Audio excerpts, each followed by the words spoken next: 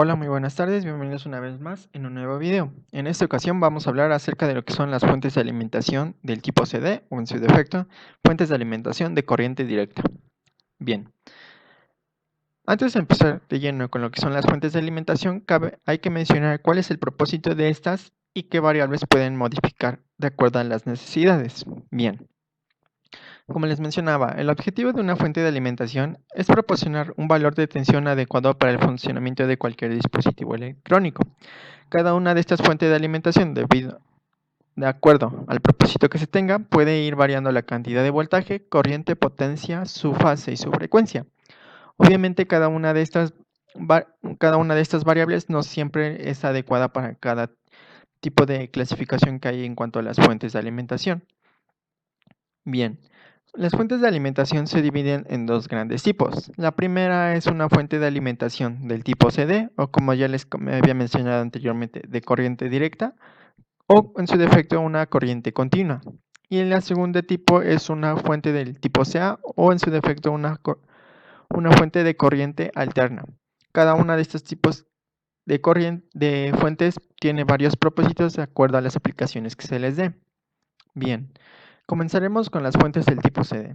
Para el caso de las fuentes del tipo CD, las únicas variaciones que se pueden hacer es para el caso de lo que es su voltaje y su corriente, debido a que, como sabemos, una señal del tipo directa simplemente es una línea que puede estar dentro de un rango. Puede ir solamente en 5 volts, 12 volts o 3 volts, dependiendo de las aplicaciones que tenga. Algunas de estas son para electrodomésticos pequeños y experimentación en electrónica. Posteriormente tenemos lo que son las fuentes del tipo CA, en las cuales tenemos una gran variación en cuanto a parámetros. Podemos variar lo que es su voltaje, corriente, fase, frecuencia y potencia. Como sabemos, una señal del tipo CA o una señal de corriente alterna contiene lo que es su voltaje, puede tener una corriente, una fase y a su vez una frecuencia. Como sabemos, la fase es el ángulo en el cual nuestra señal va a empezar. No solo eso, sino que nosotros en una fuente del tipo CA podemos tener ya sea una fase, dos fases o en su defecto tres fases, dependiendo del tipo de aplicaciones que se le pueda dar. Y a su vez también una modificación de frecuencia y una modificación en cuanto a su potencia, que sabemos que involucra lo que es la voltaje y nuestra corriente. Por lo general, este tipo de fuentes del tipo CA tienen aplicaciones del tipo industrial. Alguna aplicación bastante básica es para el tipo de soldadura. Bien, continuamos con lo que son las fuentes del tipo CD. Las fuentes del tipo CD mantienen un voltaje y una corriente estable.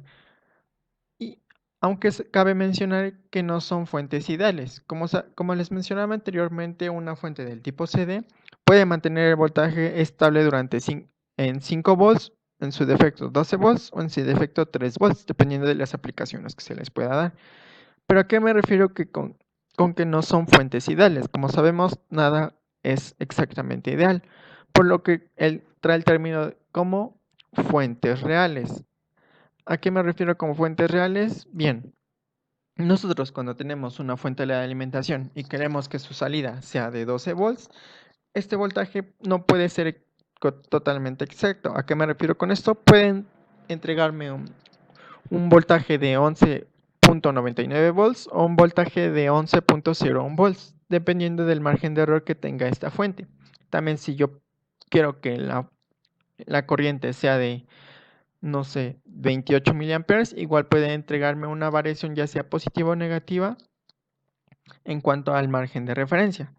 Por esa razón se les conoce como fuentes reales. Dentro de las fuentes del tipo CD existen dos tipos de fuentes. La primera es una fuente fija y posteriormente siguen las fuentes variables. Para el caso de una fuente fija, solamente me va a entregar un valor de salida, ya sea de 5 volts. Para el caso de una fuente variable, puede entregarme desde 0.01 volt hasta 12 volts o 24 volts, dependiendo de la tensión máxima que pueda entregar esta fuente variable. Bien. Las fuentes del tipo CD necesitan 4 etapas para poder considerarse como una fuente del tipo CD. La primera es transformación, rectificación, filtrado y regulación. Bien, empezaremos con la primera etapa, que es de transformación. Esta etapa convierte la energía eléctrica alterna de la red o de un establecimiento en energía alterna de otro nivel de voltaje. Para esto se utilizan los famosos transformadores. Bien, los transformadores tienen dos terminales de entrada, en los cuales entra nuestra corriente alterna, ya sea desde 120 volts, 240 volts, en forma de corriente alterna. Y nosotros vamos a tener tres terminales de salida. Estas tres terminales de salida me van dependiendo de las características del transformador, que en este caso puede ser desde 12 volts, 0 y menos 12 volts, que es lo que nosotros vamos a tener aquí. 12 volts, menos 12 volts, y el cable del medio, por lo general, que se encuentra de color café o color negro, va a ser 0 volts, el cual nosotros en pasos, ya cuando se analice una fuente, va a ser nuestro GND. Bien, ¿y cómo nosotros vamos a obtener nuestra salida? En este caso, mi señal A es mi señal de entrada, en la cual yo puedo tener mi punto máximo 240 volts y mi punto mínimo menos 240 volts. En este caso, mi señal de salida va a ser algo semejante del tipo B. Para este caso, mi voltaje ya va a ir desde 12 volts, mi punto más alto, y menos 12 volts, mi punto más bajo. Como pueden observar, va a continuar siendo una corriente alterna, pero en este caso el voltaje va a ser mínimo. Bien, posteriormente pasamos a la etapa de rectificación. Para el caso de la etapa de rectificación, esta etapa se encarga de rectificar la señal proveniente del bobinado secundario del transformador. Por lo general, en esta etapa del rectificador se utilizan lo que se les conoce como diodos, debido a sus propiedades que tienen. Bien, en cuanto a la etapa de rectificación, pueden haber varias configuraciones. La más común es de onda de salida completa. ¿A qué me refiero con esto y a qué se refiere con la etapa de rectificación? Como pueden observar, en este caso mi señal va desde 0 hasta cierto punto máximo. Posteriormente vuelve a 0 y en este caso vuelvo a tener desde 0 hasta mi punto máximo. Nosotros, basándonos en la imagen anterior, yo hubiera tenido mi señal esta de aquí. Y posteriormente, como sabemos en la señal anterior, yo iba a tener esto de aquí. Lo que se encarga de hacer la etapa de rectificación es pasar esta parte negativa y pasar a hacer una parte completamente positiva. De esta manera, todas las partes negativas que yo tenga de mi señal se van a convertir en partes positivas. De esa manera yo no voy a tener espacios vacíos. Posteriormente pasamos a la etapa de filtrado. Bien, esta etapa queda constituida por uno o varios capacitores que se utilizan para eliminar la componente de tensión alterna que proviene de la etapa de rectificación. ¿A qué me refiero yo con esto? Bien, como les mencionaba, la etapa de filtrado está constituida principalmente por capacitores. Y para aquellos que no tienen conocimiento de esto, un capacitor se encarga de almacenar cierto voltaje durante un tiempo y mediante cualquier señal de disparo, este capacitor se descarga. Bien, ¿y cuál es en este caso para la etapa de filtrado? ¿En qué nos sirve? Bien, en este caso, como pueden observar, yo tengo mi línea punteada, que es la señal de la etapa de rectificación que tenía. En esta parte de aquí es donde entra mi capacitor. Mi capacitor, al ser completamente vacío, al estar completamente lleno y una vez que mi voltaje empieza a descender, este va a actuar como una señal de disparo que va a ordenar a que mi capacitor se vaya descargando. Por esa razón yo tengo esta pendiente que tengo aquí.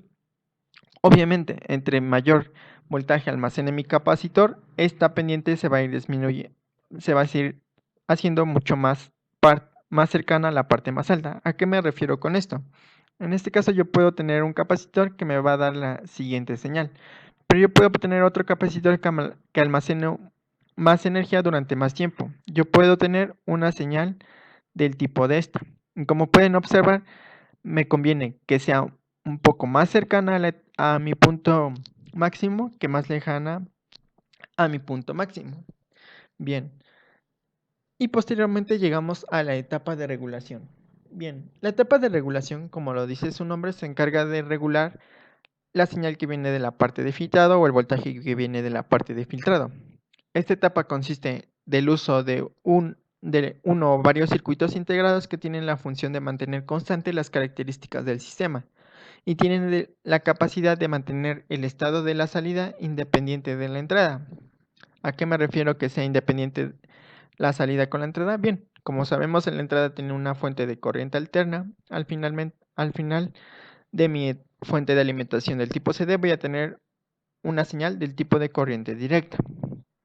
Por lo general, en esta etapa de regulaciones, algunos se utilizan circuitos integrados, transistores o en su defecto reguladores de voltaje. Bien, cabe mencionar que cada una de estas etapas está conectada entre sí. ¿A qué me refiero con esto? Para la etapa de regulación, si yo quiero una fuente de alimentación de 5 volts, mi transformador tiene que entregarme una fuente de voltaje en corriente alterna mayor a 5 volts. Quiere decir que yo puedo tener en mi transformador una salida desde menos 12 hasta 12 volts. Ya en la etapa de rectificación y filtrado, solamente me va a quedar una parte positiva, que va a ser desde 12 volts. Y a su vez, como sabemos, en la etapa de filtrado hay cierta caída de tensión. Y esta caída de tensión no debe de ser menor a la etapa de regulación. Por esa razón, si mi regulador es de 5 volts, lo ideal es que yo tenga un transformador de más 12 menos 12 volts y un filtrado el cual sea el más fino posible. Y finalmente mi regulador no tenga tensiones de voltaje menores a 5 volts. ¿Qué pasa si en este caso yo quiero una regulación de 12 volts y en el caso de mi transformador me da 12 volts? En este caso, si yo voy a tener menos 12 y más 12 volts, paso a mi etapa de rectificación y en la etapa de filtrado, como recuerdan en la imagen anterior, yo voy a tener cierta caída de tensión. ¿Y qué pasa si mi caída de tensión es muy baja? En este caso yo puedo tener una caída de tensión hasta 11 volts y en la etapa de regulación lo que voy a tener a la salida va a ser una fuente de 12 volts y durante un instante de tiempo 11 volts. Por esa razón hay que tener mucho cuidado cuando se selecciona el transformador y tener en cuenta la etapa de regulación final que queremos tener a la salida. Bien. Posteriormente hay que mencionar los tipos de fuente de voltaje DC. En este caso nada más hay fuentes de alimentación que se conectan a la corriente alterna y ya nos proporcionan una corriente directa, sino que también nosotros podemos tener lo que se les conoce como baterías o pilas. Como sabemos, para el caso de las baterías o pilas, es una fuente de voltaje el cual convierte la energía química en energía eléctrica. Para este caso, una batería se compone de una o más celdas electroquímicas conectadas eléctricamente. Una celda está constituida por 4 componentes básicos: un electrodo positivo, un electrodo negativo, un electrolito y un separador poroso. Para el caso de las baterías o pilas, nosotros podemos tener varios tipos de ellas. En algunos casos se les conoce como AA, AAA del tipo C o del tipo D. Y no solamente eso, sino que también acorde a su composición química, ya que nosotros podemos tener baterías del tipo alcalinas, del tipo litio, del tipo zinc y del tipo óxido plata. Cada una de estas tiene distintos propósitos. Bien, posteriormente tenemos lo que son las celdas solares. La operación de las celdas solares se basa en el efecto fotovoltaico, que es el procesamiento mediante el cual la energía luminosa se convierte directamente en energía eléctrica. Una celda solar básica se compone de 2 capas de diferentes tipos de materiales semiconductores asociados para formar una unión. Bien, posteriormente tenemos lo que se les conoce como generador eléctrico. Bien, estos generadores eléctricos convierten la energía mecánica en energía eléctrica mediante un proceso o principio llamado inducción electromagnética. Por lo general, los generadores eléctricos están constituidos por un motor eléctrico. Estos motores eléctricos pueden funcionar a partir de gasolina, en los cuales van a generar cierto movimiento en el motor y este motor va a generar en sus terminales corriente eléctrica. Como ya les mencionaba, en base al principio que se les conoce como inducción electromagnética, debido a que en nuestro motor internamente vamos a tener un embobinado y un imán. Este imán, al generar cierta rotación en el embobinado va a generar corriente eléctrica, debido a que acorde a las propiedades del imán, va a permitir el flujo de los electrones en el embobinado. Inclusive ustedes lo pueden hacer en un pequeño motor de corriente directa. Si ustedes mueven la salida del motor de corriente directa, en sus dos terminales colocan un multímetro y van a, acorde a con la fuerza que le den a la salida del motor, van a tener en sus terminales cierta cantidad de voltaje. Posteriormente tenemos lo que se le conoce como el termopar. El termopar es una fuente de voltaje del tipo termoeléctrica, utilizada comúnmente para detectar la temperatura. Estos termopares pueden ser del tipo industrial o en su defecto pueden ser como sensores de temperatura. Un termopar se forma por la unión de dos metales similares y su operación se basa en el efecto Seebeck, el cual describe el voltaje generado en la unión de los metales como una función de temperatura. Posteriormente tenemos lo que son los sensores piezoeléctricos. Estos sensores actúan como una fuente de voltaje y están basados en el efecto piezoeléctrico, en el cual se genera voltaje cuando un material piezoeléctrico es deformado mecánicamente por una fuerza externa. Por lo general, estos sensores pueden ser utilizados en básculas, en los cuales al generar cierta presión sobre el sensor, este va a mandar una pequeña señal eléctrica que posteriormente puede ser analizada por un procesador o un Arduino y ser visualizado en un LCD como la cantidad de peso que tenemos sobre el sensor. Bien, espero les haya quedado claro esta pequeña breve explicación sobre fuentes del tipo CD y algunos tipos de clasificaciones y su constitución. Bien, yo soy Luis Ángel Olvera Martínez y los veo hasta la próxima.